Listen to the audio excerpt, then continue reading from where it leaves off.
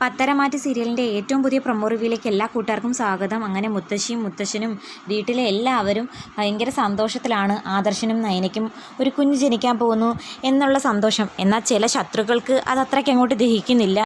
കുടുംബത്തിൻ്റെ പാരമ്പര്യം നിലനിർത്താനും ആദർശിനെ പോലെ ബിസിനസ് ഏറ്റെടുത്ത് നടത്താനും വേണ്ടിയിട്ട് നിങ്ങൾക്കൊരു ആൺകുഞ്ഞ് ആദ്യം ജനിക്കട്ടെ എന്ന് മുത്തശ്ശി ആശംസിക്കുന്നുണ്ട്. അപ്പം ആദർശ് ചോദിക്കുന്നുണ്ട്, മുത്തശ്ശിക്കും അങ്ങനെയുള്ള ആഗ്രഹങ്ങളൊക്കെ ഉണ്ടല്ലേ?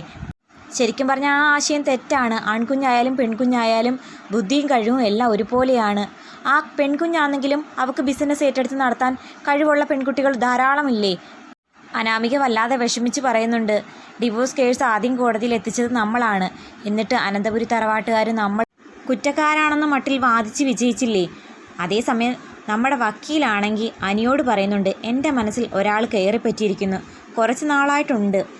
അങ്ങനെ പറഞ്ഞ് നാണത്തോടെ നിൽക്കുന്ന വക്കീലിൻ്റെ മുഖത്ത് നോക്കി നമ്മുടെ അനി ചോദിക്കുന്നുണ്ട്, ആളാരാണെന്ന് പറ, ഞാൻ പറഞ്ഞ് സെറ്റാക്കി തരാം. മിക്കവാറും നമ്മുടെ നന്ദു ആയിരിക്കും മനസ്സിൽ കയറി പറ്റിയിരിക്കുന്നത്.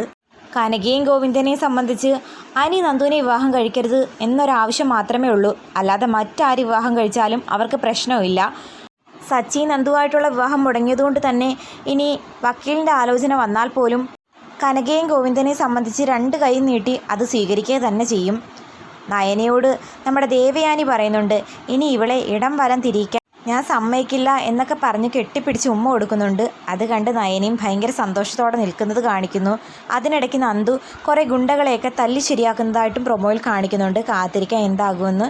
അപ്പം വീഡിയോ ഇഷ്ടമായാൽ തീർച്ചയായിട്ടും ചാനലൊന്ന് സബ്സ്ക്രൈബ് ചെയ്ത് സപ്പോർട്ട് ചെയ്യാൻ മറക്കല്ലേ കൂട്ടുകാരെ.